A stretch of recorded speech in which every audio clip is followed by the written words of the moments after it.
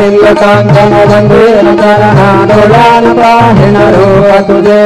प्रेमे आलिङ्गनानन्दपूजन भावे वाहिन भवेन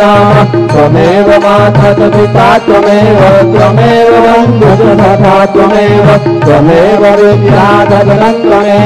त्वमेव सर्वं मम देवदेव कायेन वाचा मनसेन्द्रियेर्वा बुद्ध्यात्मना वा प्रकृतिस्वभाव करोमि यज्ञं सकलं परस्मै नारायणाय तु समर्पयामि सचोदं विश्वं राम नारायणं कृष्णदामोदरं वासुदेवं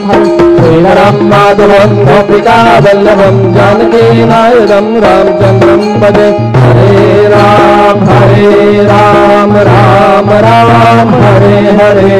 हरे कृष्ण कृष्ण कृष्ण हरे हरे श्री गुरुदेवा दत्त अनंता तुला ते